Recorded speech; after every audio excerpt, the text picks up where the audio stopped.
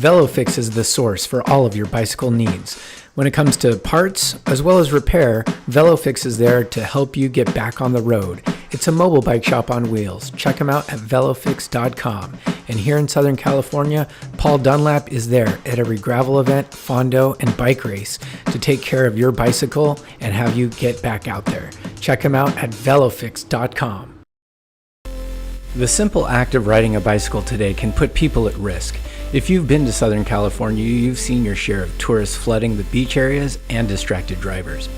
When the unavoidable accident happens and you're involved, make sure to protect yourself with an attorney who knows the law and knows bikes. Attorney Josh Benici of Benici Law Group of San Diego has been riding in SoCal for over 25 years. Josh offers free consultations to cyclists, and if you have a bike injury, make sure to call Benici Law Group.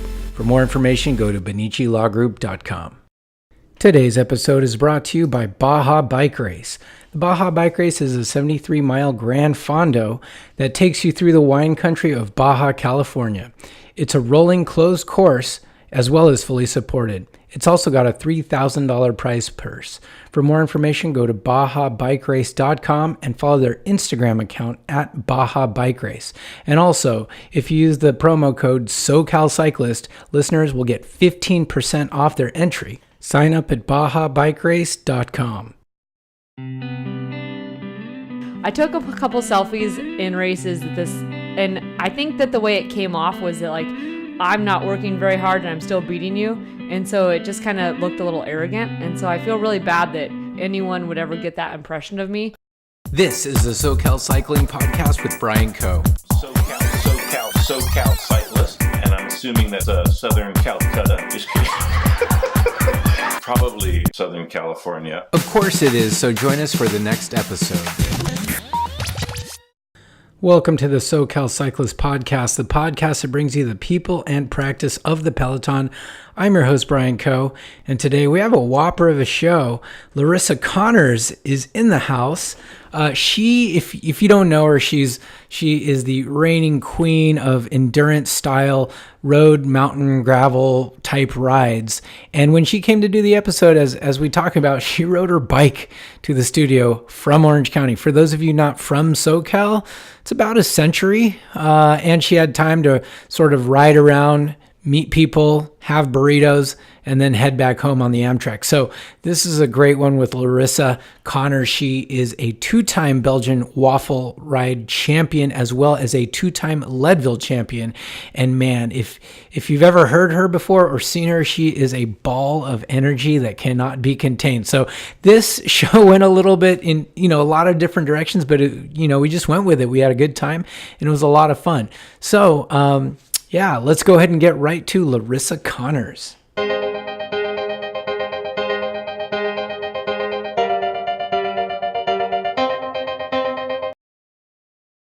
90% of people who do this podcast, they drive over here. I've had one person walk over here. How far away were they? Right down the street. Miles? It was the Taylor Spivey episode. She is an ITU triathlete. She walked. The USA Triathlon House is kind of our next door neighbor. No way. But you're the very first person to show up in your kit, not because it's cool, which it is, but you rode your bike all the way from your place in Orange County, and we're in San Diego County, so it was quite the epic day for you. So thank you for coming all the way down. Wait, no one else has ridden to be on the podcast? No, most people have driven. I'm trying to think if anyone rode. I've done rides, so Amanda Nauman, she came and brought her bike. We went for a quick spin, and then we recorded, but Amanda, HTFU, you need to ride next time. Exactly. Aren't you guys neighbors or something? Kinda. We don't hang out. But schedules are very hard to coordinate. Yeah. Yeah. That's the hardest thing about being a pro, is you never get to play with your friends. Yes. And time can be tough because you're also you're putting in all this time on the bike, and we're going to talk about some of your great accomplishments. But the other thing is you have a full-time job as well. And a lot of pro men, they just focus on riding the bike and that's it. Yeah. You know? Oh, yeah. Can I say something about that? Yeah. It's really interesting to me because I haven't been doing this that long, like 7 years or 6 years or something. But in the time that I've been racing my bike full time, I've noticed that women aren't very good at being full-time pros because they feel guilty about how selfish the lifestyle is. And the men that I know have no problem with like laying on the couch all day and doing nothing but recovering, eating and riding. And like they don't have any qualms about that. But the women I know like have to work because they get antsy and they feel like awkward about not doing anything for society. It's just an interesting observation. Yeah, but also it's just economics. Like the pay gap is in, that's true. Between women and men. Oh yeah, in that's cycling, true. It's the worst sport for inequality for pay. So you have a woman on the world tour. Why. There's that. I mean, most pro women I know have second jobs in addition to riding a bike. If the day came where you got paid a full salary, what you're currently making now, you could actually afford to ride full time. I had that for a while. So when I was racing cross country, Scott Tedrow and Shore Cycling Group offered to match my teacher salary if I would leave the classroom and focus on racing, because he was a firm believer that I wasn't going to race at the level that I was like my potential without spending that time recovering and all that good stuff. So he actually gave me that opportunity for 1.5 years, and it was really cool. Or maybe 2 years. I don't know. It was amazing. It was a huge opportunity, and I'm like super grateful for it. Was that a tough decision to make, or did you jump right on it? It was a little hard because I had tenure at the school I was at, and I was at a really good school. I liked it a lot. They had a lot of technology. The kids were awesome. The staff was awesome, but it was like a once in a lifetime. I'm not going to get any younger kind of thing. So And at the end of the day, it was like, don't pass this up. You'd be an idiot. Yeah. But the thing is, like, in addition to holding a full-time job, a career, I should say, and you're a teacher. What do you teach? High school algebra 1. No way. Maybe one day I'll teach calculus again, but for some reason, everyone thinks I'm good at teaching algebra 1, so I'm stuck. Is it because you're really good at algebra 1, and calculus is like, you got to kind of work for it, or does it all math come super easy to you? It's because I keep switching schools, so I keep getting thrown down to the bottom of the totem pole. Oh, I see. But I like teaching algebra 1. That's like freshman, right? Yeah.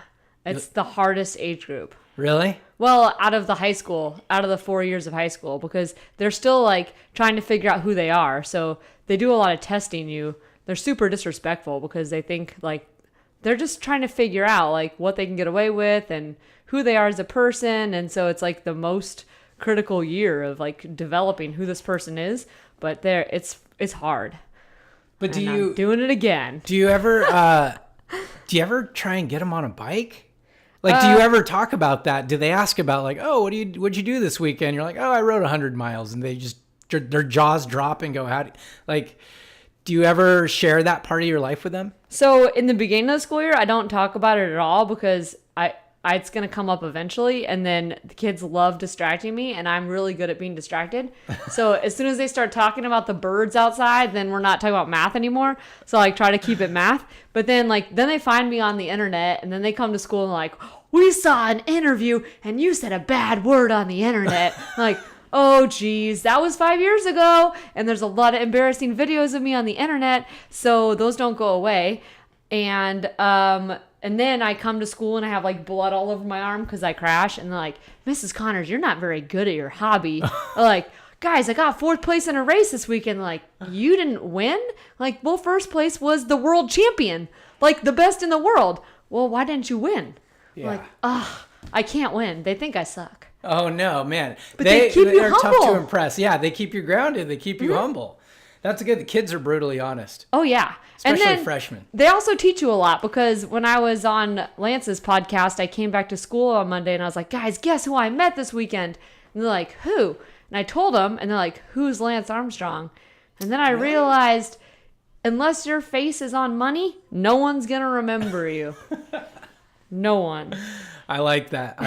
You balance it all. I mean, you do have the summer. You had an amazing summer and spring, I might add. And I'm just going to embarrass you a little bit. You're BWR 2-time champion. And not only are you champion of BWR, you kind of crushed it. You did Tetrick get second place at BWR? No, Laura King did. Okay, but wasn't it by like a half an hour or an hour? I don't know the time. I don't remember what the time gap was, but it was by like half an hour. It was enough time for you to grab a beer and a bite to eat before whoever rolled in. And then your most recent, congrats on Leadville. Oh, thank you. That's just epic that you did that. How do you find yourself doing so well at these really hard, grueling, long distance, some dirt, some pavement kind of races? Well, so my career started out in cross country, and then basically I was like riding my bike way too much, and I was running with the cross country team, and I was doing all these things. And then I hired a coach, and then my coach, Matt Freeman with CTS, was like, you need to dial back. And he like reined in my spaz and like made me fast at cross country racing, but I really like going on long rides. So when the opportunity arose the first year to race Leadville, because Felt wanted to launch the edict at that race, I agreed to do it because I figured that meant that my training plan was going to say 8-hour ride every day, 7 days a week.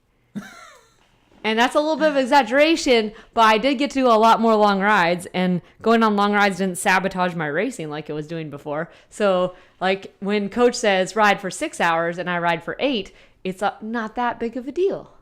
Are you one of those pros where you stop your Garmin and then you just keep riding a little bit more, and then when you load it, they're like, "Oh, I see you went on a shorter ride." Okay, we won't go there. Nobody needs to know that. I have heard Chris Froome is famous for doing that. Wait, I have something in common with Chris Froome? Yes. Oh, dang. Yes. Has he been on this podcast? He's gonna be, hopefully.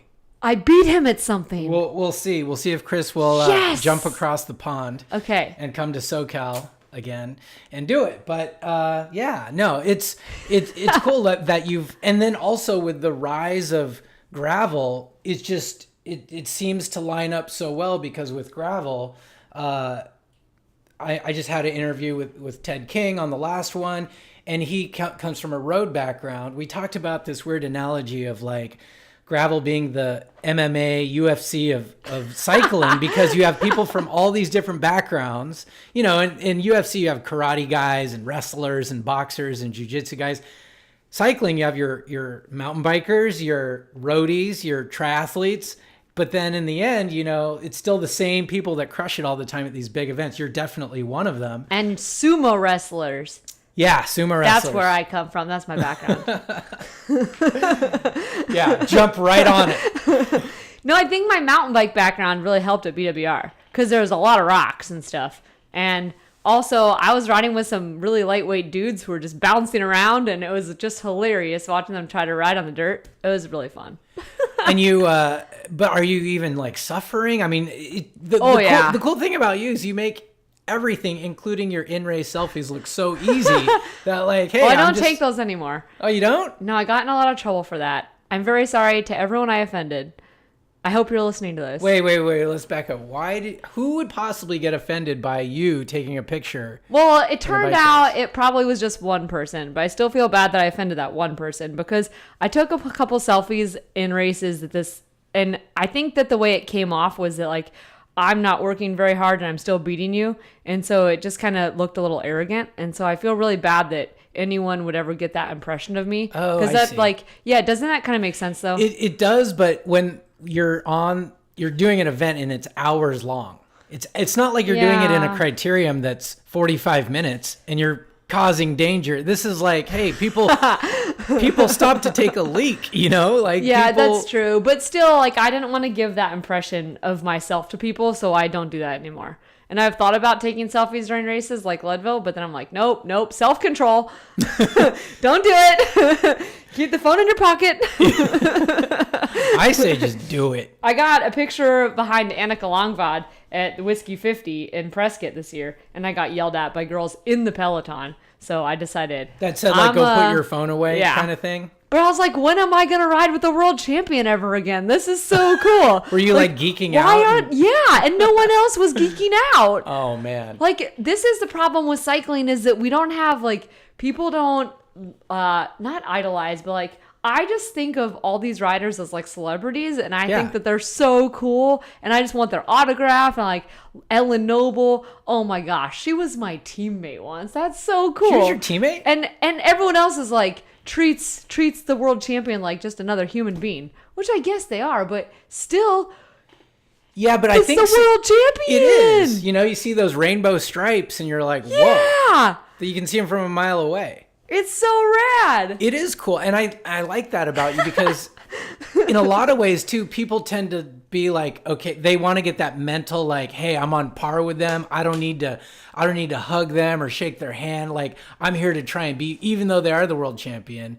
But with you, you're like, hey, I'm going to ride my hardest, but I can still say I like this person, which is, I think it's a great way to do it. I've been in races where I've idolized roadies where I'm like, oh my God, I read magazines with this person. Oh my gosh, there's this person. And I just want to stare at their calves. I'm like fighting position to just stare at their veins in their calves. I know it's weird. And then I'm like, I do that too on Como every Sunday. But what was I going to say?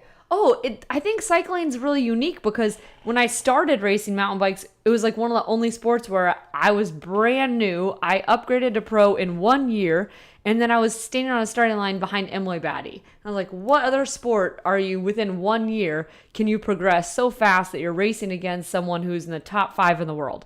And like they're there in your home area of the US standing on a start line with you. Like that is so cool. But then I think that also means we lose some of that like star power of the people who are killing it. Yeah, I mean, at the Tour de France, people say it's so popular because it's one of the few sports you can literally stand next to your idols. Your idols. Peter Sagan, the best in the world, and he'll just ride within inches of you. He'll flick his sweat on you. Yeah, and do a wheelie in the process. I could only be so lucky. You must have come from some athletic background. Before you just picked up a mountain bike. Well, I was a runner when I was a kid, and I ran marathons. And when I was like 18, you ran marathons as a child? Well, no, my parents wouldn't ever sign the waiver, so I couldn't run one until I was 18 because I had to wait until I didn't need the waiver anymore with the parent signature. Oh. I could have forged it, but I was a good kid. So then when I was 18, I was convinced I was going to run one marathon a year every year for the rest of my life. But after 3, I bought a road bike, and then I couldn't stop riding the road bike. And then I signed up for a marathon to convince myself to run, but I didn't ever run. I just rode my bike all the time. And that marathon did not turn out well. That was painful. Oh, man. You can't train for a marathon just riding your bike. Turns out. Yeah, cyclists are not the best runners.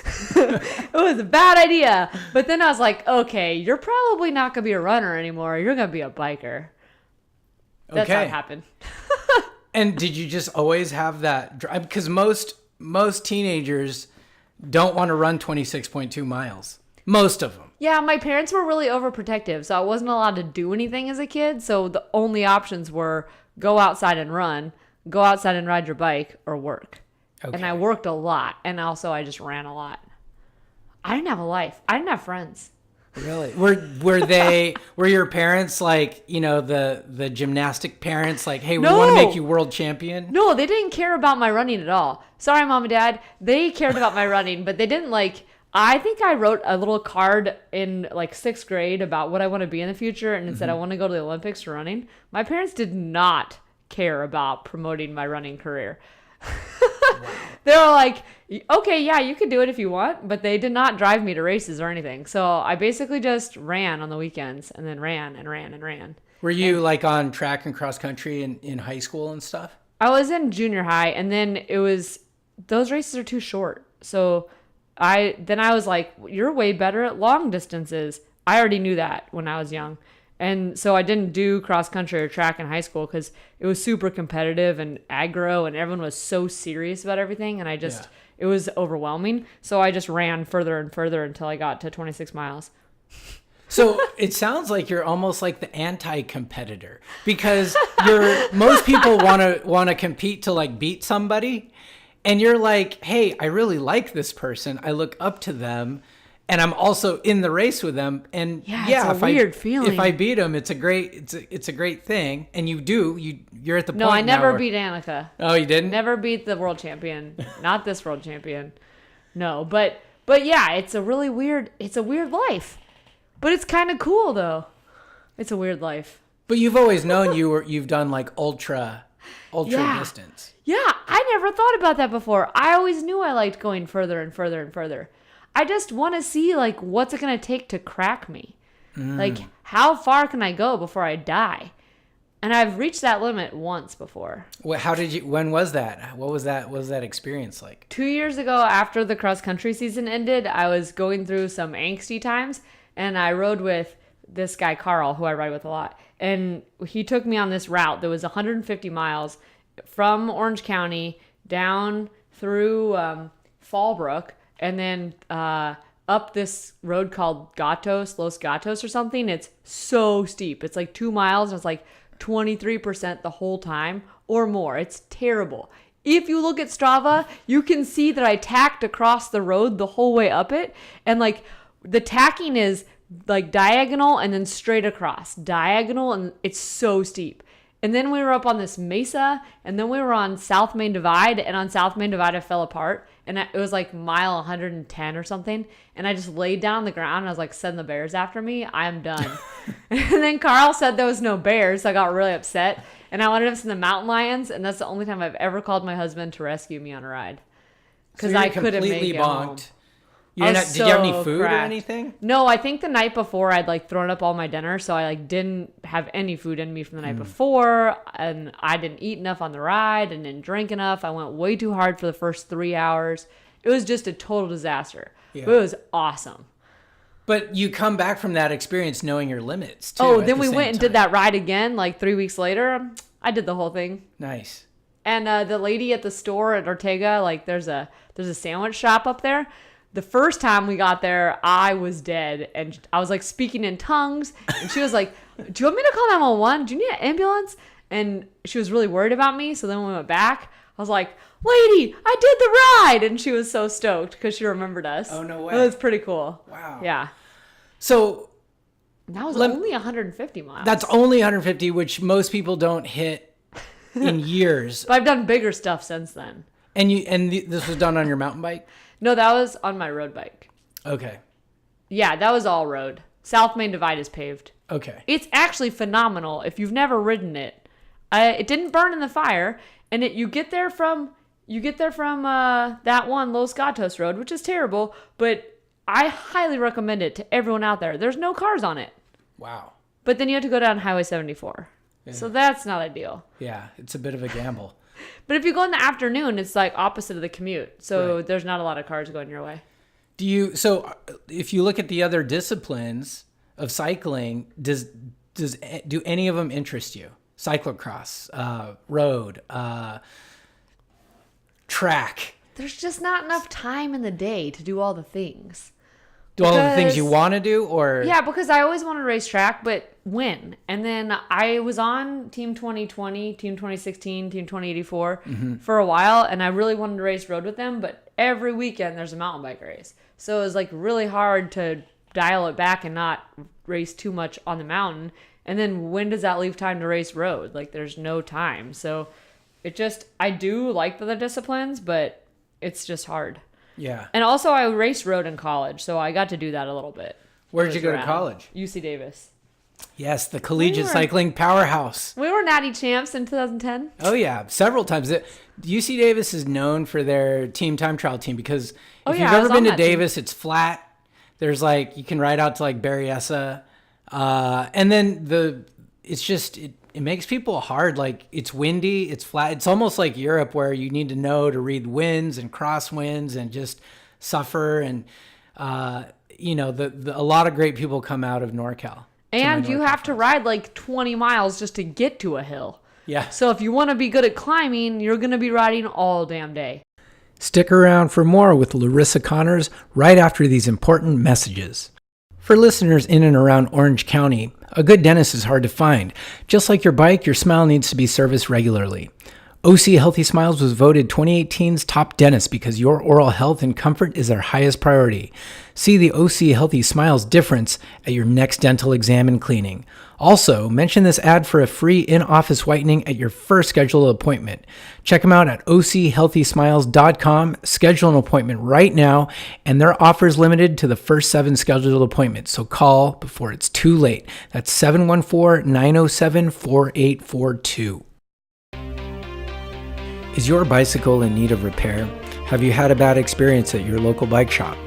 VeloFix might be the alternative. VeloFix is a mobile bike shop on wheels, and what they do is they go to your home as well as your work, and they'll work on your bike right in front of you. They also carry an assortment of soft goods such as tires and tubes, and will get your bike ready for that next event. VeloFix is often seen at many bike races, but can also be seen driving around in case you need them. VeloFix will have a quick turnaround time, friendly service, and they'll go to great lengths to make sure you're a return customer. They are featured in almost every major city in the United States, and their base is growing. VeloFix is a major bike shop on wheels, and what they have inside those vans is just about everything that the bike shops carry. If they can't do it, nobody will. Check them out at velofix.com. And now back to the SoCal Cyclist podcast with Larissa Connors. I was on the team. Fun fact, the way that my husband got his job at Felt is he made me a time trial bike from scratch. He bought the tubes and cut them up and welded them together, and then made me this time trial bike. And every weekend I would race it for UC Davis, and he would have to take it apart, put the first coat of paint on it, build it back up. I would race it. Then he would take it apart, put the whatever next coat of paint on it or whatever, and then build it back up, and then I would race it. It's every week he was taking it apart and putting it together. And that bike, we won the team time trial at Nationals that year, and then that was 2009. And then he used that bike to take around to all the bike companies at Sea Otter to show them look what I made. Mm-hmm. And then he showed Felt, and Felt was like, okay, we'll give you a job. Was he an engineering major? Yeah. Oh, he has okay. a master's in mechanical engineering. Okay. And but how cool is that? That's so cool. And that bike won Nationals. Nice. I don't ride it anymore. Do you still have it? Oh yeah, for sure. That's why he married me, because he was like, I just spent 6 months of my life building this thing. I can't let this girl leave me because she'll take the bike. You gotta have the bike. You gotta. That's why he can't ever leave me. It's a good plan. That is a good plan. And he's invested. Yeah, exactly. Because he felt bad because I couldn't afford to buy a time trial bike in college, and he didn't want me buying one of those crappy leader bikes, those $500 aluminum time trial bikes that are not aero at all. He was like, I can't have you riding one of those. I'll just make you a bike. But I don't think he knew how long it was going to take. Right. It took months, basically a full-time work. Was he on the cycling team too? He was the president. Oh, can I tell a story that's going to embarrass my husband? Yes, but I need the world to know this. Okay. I shouldn't tell this story. Well, UC Davis got in a lot of trouble for putting a lot of porn on their mountain bike course a couple times. Actors and actresses? They ripped pages out of really scummy magazines, not Playboy, they're really bad stuff. Yeah. And they put it all over the rocks so you couldn't not look at it. And then a girl from UC Berkeley complained. And then the team got in trouble, but my husband was the president of the cycling team when this happened. Mm-hmm. So he had to resign in disgrace. No way. He had to give a full speech. like Richard Nixon style. I don't know if that was a speech, but my first event with the cycling team was sexual harassment training. Because I wasn't even on the team when that happened.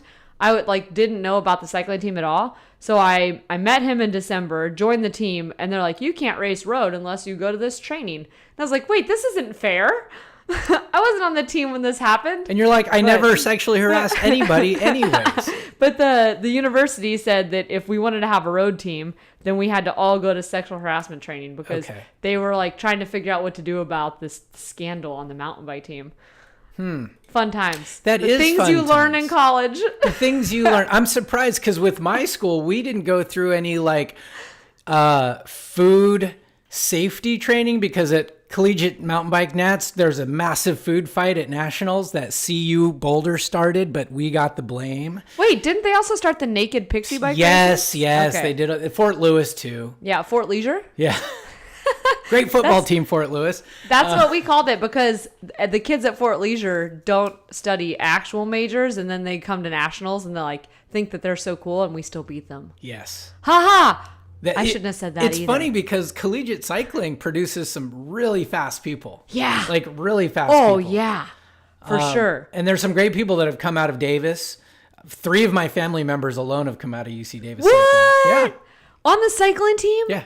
Dang, what if I raced with them? You didn't. One of them was the coach, and then my brother, I think, was the president, and then my sister-in-law was I think she won Nats road race the year that she was on there. 2-time national champion. What? Yeah. What year? This is a long time, well before your time. We're talking like 2000. Ancient times. Dang. Ancient. My husband wasn't even there then. Yeah, they rode dinosaurs to school. Holy crap. What? Yeah. Did they have down tube shifters? They no, they had STI, but I still occasionally do see, because I'm a little biased, but I do see the UC Davis kits every now and then. Yeah. And it was designed by my brother. The cow print one? Yeah. Yeah, that's the best one. It's just because Davis cows, they go hand in hand. the best kit. Yeah. No, it's Yeah. good. So you came out of collegiate and now you're just crushing it. You know, you're shaking your head no. People in the studio can't see this, but she's kind of shaking her head no.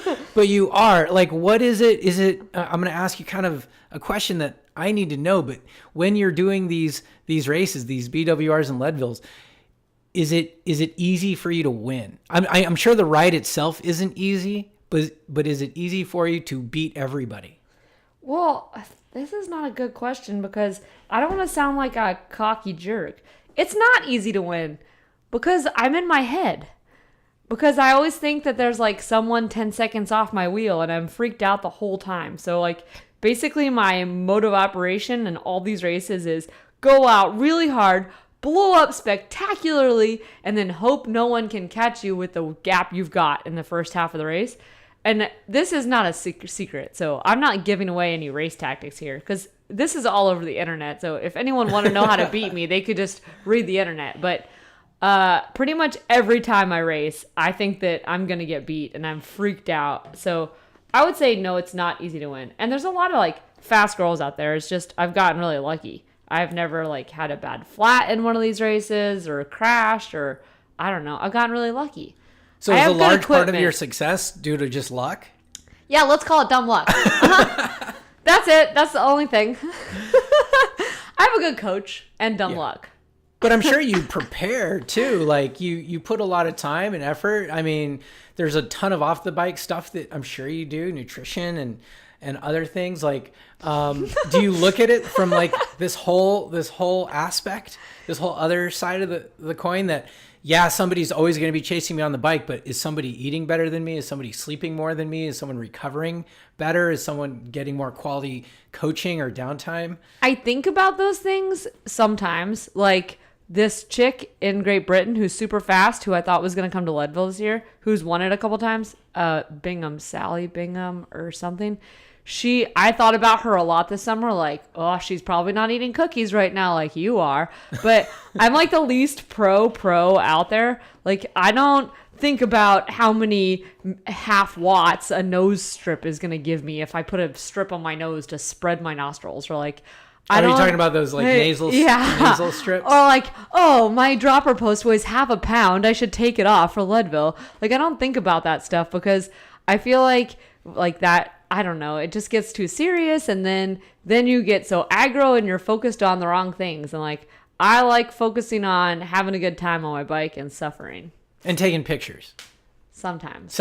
I say keep going for it. Let people are going to get offended no matter what you do. It's true. You know, you're not here to please everybody. Yeah, but I don't want them to, I don't know.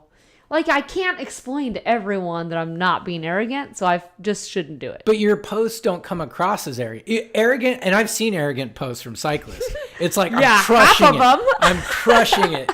You know, I'm here to bring it every time. Like, it's very aggressive. You're like, hey, look at this pretty nature. And yes, I'm out here. There was a lake. Yeah. It was such a pretty lake. In that one race, Big Sandy. We should do a podcast when we're like both riding, and I'll do it, and I'll interview like in the race. Yeah. Oh, that's a good idea. Can you keep up cool. at BWR next year? You could just go ham off from the front, from the gun, and then just let yourself blow up. Yeah. Follow my strategy. We'll get the content in there, and then I'll pull off. Yeah. And then applaud everybody as they go by. I'm telling you, this strategy works really well. Blow yourself up spectacularly in the first half of the race. Yeah. Definitely. That's also like the ideal, like you will suffer like no other if you race like that. Is that how you race? Like when the gun goes off, are you like you're on it right away, or do you kind of let things play out? Well, it depends. Like at Leadville, I was a really good kid and I held back for the first half of the race because I didn't want to. At altitude, you can't recover. So like if you go too hard, you're not going to have a good day any time in the race. But like 9 times out of 10, the race starts and then some girl is right next to me and I'm like, oh my God, she can go as fast as me. And I freak out and I go as hard as I can because I can't handle having someone next to me. And then next thing I know, I have a big ass gap and I'm blown up. But you can also hold that gap. That's the thing. Well, it fades. Okay. I've looked at lap times from a lot of races, and a lot of times the gap's like really big, and then it starts getting smaller and smaller and smaller. And I just got really lucky that race ended when it ended because that person was coming for me. Have you ever had like a really close race where it's just you and somebody else, and you just barely got them? I haven't won every race I did. There's like the Epic Rides races are shorter, so I've won every 100-mile race I've done, but. So like those, no, that's never happened. But like there's been a lot of races where there's like a lot of people ahead of me and behind me. And then at Whiskey, 6th place caught me on the last descent. And I like really wanted to be on that podium. So I just rode so freaking hard down that last descent. And I was like on the verge of crashing and dying the whole time because it was like gnarly. And I was tired and it was loose. And I was just like, only option I have is to out-descend her to stay on the podium. And it worked, but that was like the only time it's been where I've been like chased by someone who was stressful. Do you think your strengths lie in your aerobic capacity or your technical skills or... I've got it all. Yeah? No. No weaknesses. No, definitely my technical skill has helped a lot in the last 2 years. Because like at Leadville... Everyone says, it's a road race, use aero bars. But there's like 2 descents or 3 descents where if you can ride a mountain bike, like that's where I gain time on my competition is on the downhills. So, and also because I always race a full suspension and everyone thinks it's a hardtail course, which I guess like if you got 30 seconds on me on a climb, but I get a minute on you on the descent, like which bike should you have raced? So I think definitely like racing World Cup and like seeing all the gnar that's out there has been my biggest advantage. At BWR too, that was a technical race. There was sand, there was rocks. And you don't... Lots of rocks. More rocks. A creek crossing. Oh, yeah. Another creek crossing. More sand. Double peak at the end. Yeah. Oh yeah. And like my mountain bike skills really helped a lot. Yeah. But do you not... So you're not going to put on aero bars anytime soon in a gravel event? I mean, maybe... Some people swear by it. Some people are very anti-aero bars. Oh, Jeff Kabush would never respect me if I did that. I wouldn't, because I need that man's respect. Okay. So no for now. Until he's like, okay, maybe aero bars are a thing. You could Wait, what was the whole general consensus about that at Dirty Kansas? Ted King was like, I don't like aero bars. But did he use them at Kansas? I don't think so. Okay. But some people Why did. does he not like them? Because he thinks they're dorky? I would say it's more than just dorky. I mean, I'm sure a lot of it has to... I mean, did you do DK? No. It's school. Yeah. Work, life can be such an inconvenience. Yeah, seriously. Yeah. But like, it's one of those things that some people like swear by. I know like Matt Stevens uses aero bars. Dude, Amanda Nauman does not use aero bars. Therefore, I should not use them. Okay. Are there any women that use aero bars? She's like my gravel idol. No, I don't. Not that I know of. But everyone at Leadville wrapped road bar tape on the two parts of their handlebars closest to the stem so that they could rest their forearms on the handlebars. And I think Specialized did some study like right before Leadville that said something like over the course of 6 hours, you'll save 17 minutes by being in arrow position. Granted, you can't do that up Columbine, the big climb in that race. You can't do it down Columbine, which is the big descent in that race. So it's not going to save you 17 minutes because it's not a flat race. Yeah. But it will save you time. So I don't know. I wouldn't do it. I have a reputation to withhold. Yeah. Unless, just kidding. I say, here's what you do for your next race. You go out there, you crush it. You take one of those like big selfie sticks and you tuck it in your jersey pocket, and it's like the telescoping one. So you just like flick it and it expands. Yes. And then you get it like with the whole peloton behind you. And then you put it away and then you're like, okay, I can use it. I only want to do BWR again so I can do that. Oh, yeah. Also, my husband really wants me to race BWR in baggies. But I think that's like the ultimate douchebaggery. Really? Show up in baggies with my cell phone in my pocket. What about, so you go baggies and then a jersey and then your I would wear a t-shirt with the sleeves cut off, but like not cut off with scissors, ripped off. Okay. Hey, Hornbeck wore a tank top. That guy's got an interesting sense of style. He's got his spandex temp. He did have a base layer though, so it wasn't just tank top. He also got dropped by a girl. He did.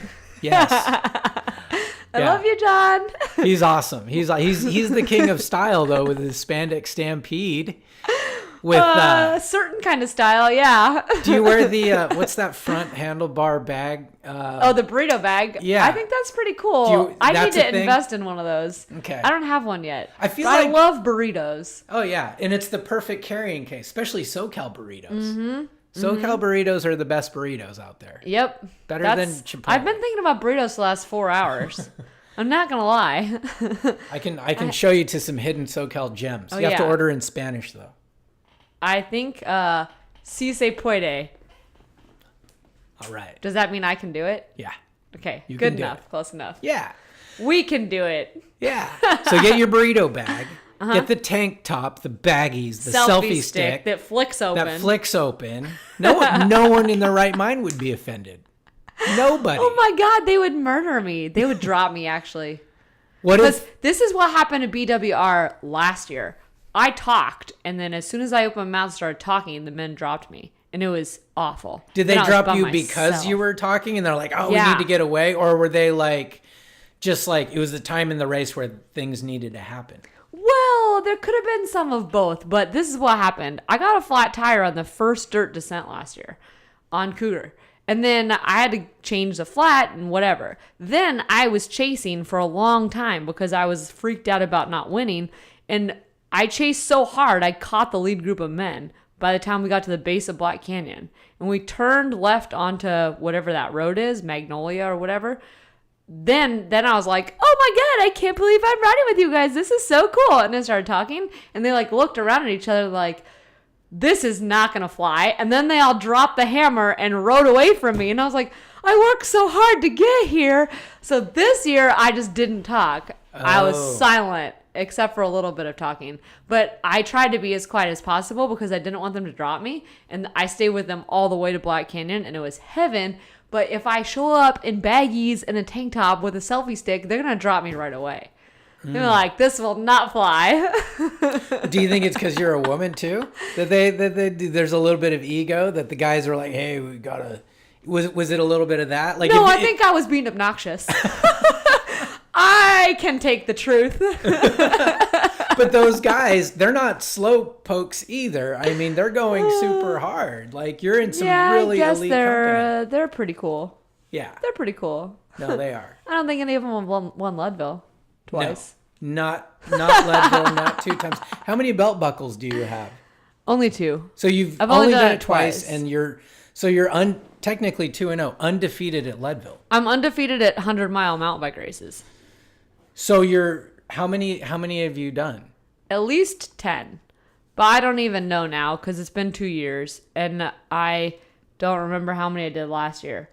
But all I know is that this summer I did 5 in a 6-week span of time and won all 5 of them. Wow. And like racing 100 miles on your mountain bike is takes a big toll on your body, especially because all these races have 10,000 feet of climbing or more, which I know for 100 miles, well, yeah, that's a lot of climbing. So like in the beginning of the summer, I want to do 6 in 6 weeks, and I wanted to like find my limit, just crack myself in half. And like, I wanted to cross the finish line at Leadville crawling on my hands and knees with like tears streaming down my face. But my coach was like, no, you're not doing that. So he made me take a week off. That's why I only did 5. But I like Leadville was each one was so important that I basically just like raced and then rested all week and then raced again. But I also like normalized in my mind the fact that racing 100 miles is just what we do every weekend. Mm-hmm. And like by like normalizing it, I didn't feel stressed out about the recovery situation. So I was like, if I act like this is normal, then I won't be stressed about recovery and then I'll recover better. But that's a bad thing because after a while it became normal. But it's also showing you've been there, you know how it's going to go. It's almost like muscle memory where you're like, I can push myself. Yeah. I've done this many times. For a lot of people, maybe it's their first time doing it and they tend to get in their head about it. With you, I think the more you do, it's just like, okay, I've been here. I know where I'm at. I know where I need to be. Is it Yeah, but at the same time then you know what pain awaits you.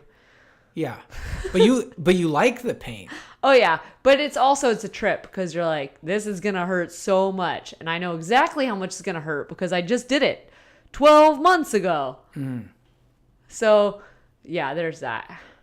Are your best years ahead of you? You think, like your best rides, your best times on the bike? Are they ahead of you? Because I want to have a baby and I want the mom watts. Oh yeah, moms have some kidding. Crazy mom strength. They do. Well, it's been in my 5-year plan. I really want a baby because I want a baby.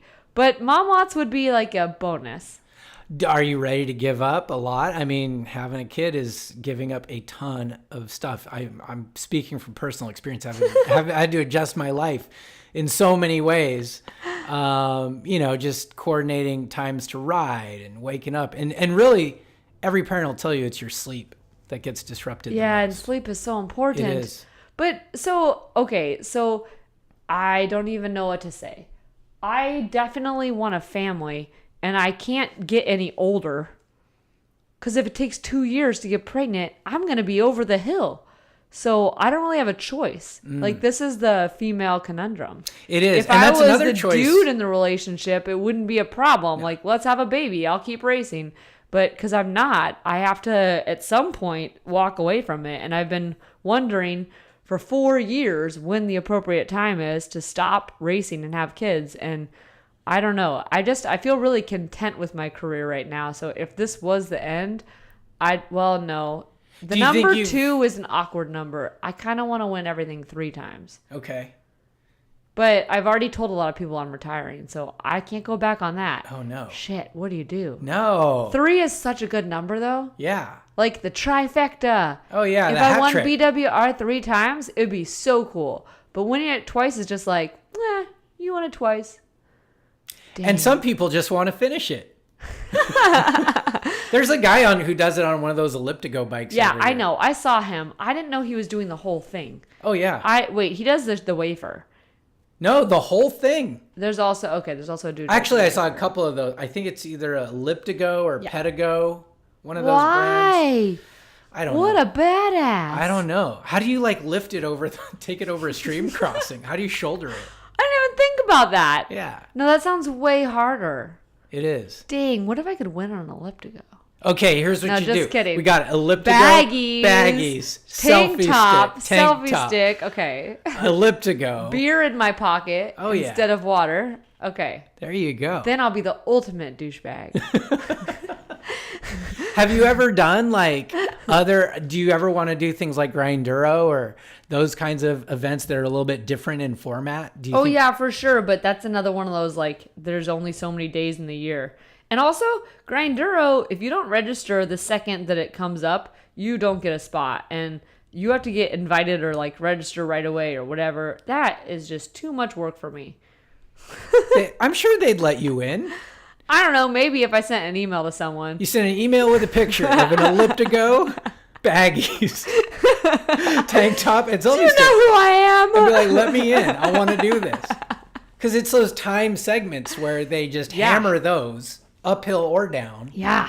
And then they kind of just like cruise in the non-time segments. Yeah, but I'm not good at cruising. Oh. So that would be really hard for me. Maybe that's a good challenge. Yeah. Do something that's hard for you. Yeah. It's like it's the ultimate test in patience. I don't have that though. So that's why it would be a challenge. I don't think I would win. Do you know who won it? Do you know who won it last year? Katarina Nash? I think so. The cyclocrosser? Yeah. Yeah. She's so cool. Cliff Bar, right? Yeah. Yeah. She's been a world champion. Okay. Hasn't she? I don't know. I don't know. She's won a lot of World Cups. She's really cool. I've raced with her. I beat her once. Really? Yeah, it was the best day of my life. Did you guys talk afterwards and congratulate each other? And No, because I'm shy. Because she's like one of my idols. So you're shy. Okay. You're shy. Okay. There's some I'm 7 people where feet it's tall. like they're too cool for me. So I look from a distance and gawk and drool a little bit. Yeah. Okay, let's go. Katarina Nash is one of those. I'll go over my 3 and you go over your top 3. I'll start. Peter right. Sagan. Yeah, obviously. He's cool Cliche. in every which way. Maybe, but Sagan and I, we have this thing. We connected over Haribo gummy bears. Has he been on the podcast? Yeah, he has actually. And who else is cool? I really like I like Taylor Phinney. I'll go there. I think he's very stylish, very cool. He's good for American cycling. And I'm going to go way, way back in time. You may have not heard this name. A lot of listeners haven't. His name's John Tomac. Legend What do you mean of the sport. I haven't heard his name? He's a mountain biker. Right. Of course and I looked know up John to him as a Tomac. mountain biker for years. Okay. All right. So yeah. I'd say those are my top 3. Larissa, go. Top 3. Oh, man. Obviously, Yolanda Neff, because her personality is amazing. She's How does she get that hair to stay so curly? I think it's natural. Okay. But also, she's hilarious, and she's just she just loves riding bikes. So, and that I like that a lot. Like, she's not serious about it.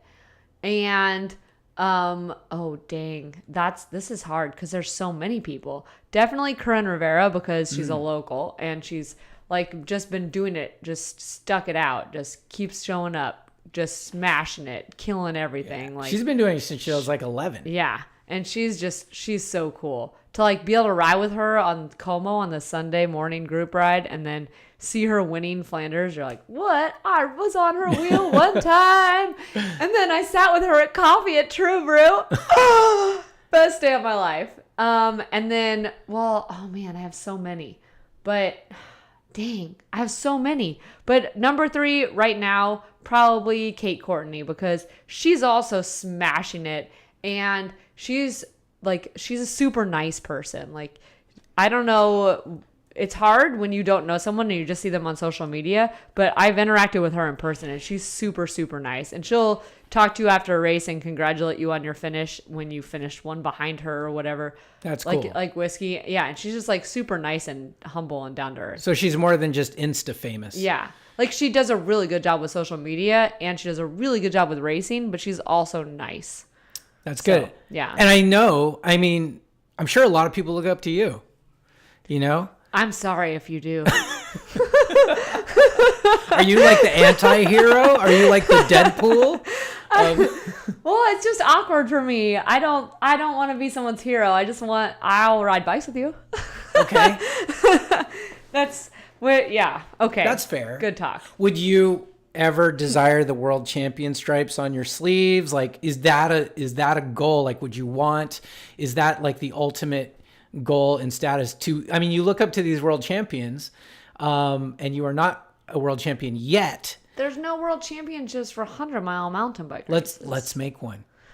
What? Oh, that would be world so cool. We'll make our own jersey, the rainbow jersey. We'll do like it. the Tuesday morning world championship jersey. Yeah, I need to win like that one day. Just depends on who shows up. Why do they always do it during summer when I'm not in town? I know. It's probably on purpose because the dudes don't want to get beat. Yeah, they're like, oh, Larissa's not here. Let's do it really quick. Oh my goodness. I'm sure that's why. Mm-hmm. Yep, it's gotta be. Oh man, Larissa, this has been so cool. First of all, I'm so glad that, and I'm amazed that you rode your bike down to do this podcast.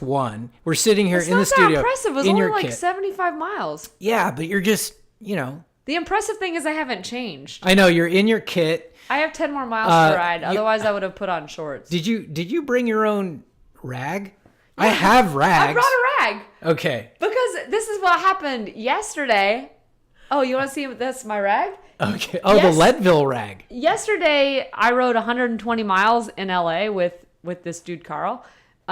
And we went all the way across Mulholland. It was so cool. I've never done that before. And then we accidentally ended up in Hollywood because I made the route on Strava and I didn't pay attention to the roads. So I was just like clicking through to get back to the starting point. And we're like riding along and we're like, wait a minute, we're in Hollywood. And then we went through like by Hard Rock Cafe, totally by accident. Like we did not plan that out at all.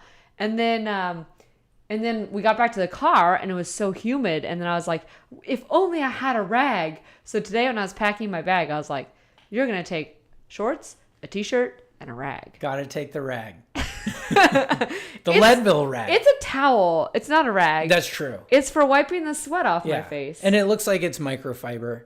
It's cool. Something. I don't know. They gave it to me at the end of a race with cold water on it, and I washed it and kept it because I don't throw anything away. Man.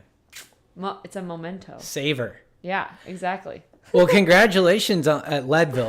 Thank you. And congrats at every 100-mile event that you do because you're currently undefeated. That's the thing. That is a thing. And who knows, we might have a 100-mile world champion event. And you would be my number one pick for that, for sure. Yes. For sure. Wait, but in the world, there's a lot of people in the world. There are. So you got to get the baggies. Yeah, make the selfie stick. Yep, okay, I got it. I'll just listen to this podcast over and over until I acquire all these things. How Sounds can like people... I need to do a spandex stampede event. Yes, that's coming up in October. Okay, where is that one? Temecula. Okay. Yeah. I'm in. Yeah. Sign me up. Let's do it. Hey, John, can I have a free entry? He can't say no now. It's on the internet. He can't. If it's on the internet, it must be true. How can people find you online? Just search for my name. Don't do it. It's really embarrassing. There's a lot of things. Are there a lot of Larissa Connors? Yeah, no, there's pretty much, well, I mean, maybe there's a couple. There's like one porn star, so you'll get some porn. But but mostly you'll get really embarrassing interview videos. Don't search. The good news is the most embarrassing one, they spelled my name wrong. So so they can't find it. It doesn't come up when my students type in my name into Google. Gotcha. That one doesn't come up. Awesome. Well, thanks so much for coming in. This has been so much fun. And we look forward to all your future success. Oh, thank you. Larissa Connors has so much energy. It's hard to almost keep up with her in the interview. I can only imagine what it's like trying to keep up with her on the bike. But she brings it every time. She is so energetic, but at the same time, she has such a strong will to push herself so far. Who knows? Maybe the next time you're out riding, I want you to think to yourself, okay, I can just give that little bit extra % more. Maybe take the longer way home. Maybe do an extra interval. Maybe stay out a little bit longer just to see what you can do. You never know. She's one of those people who inspires because she pushes herself so hard and she has such amazing success on and off the bike as well. So if you found this interesting, I want to know your thoughts. Reach out to me, Brian at SoCalCyclist.org, and then also reach out on my social media handles. On Instagram, it's at SoCal_cyclist. Facebook is SoCal Cyclist Podcast, as well as Twitter. So reach out to me. Let me know what you think. I think she is fantastic. She is definitely a hard person, like I said, to keep up with. But we'll see how she does in the future and root for her, clap with her, get a selfie with her, whatever you need to do. Let her know that you're supporting a fellow cyclist. So until next time, this is Brian Coe for Larissa Connors saying, respect the wave.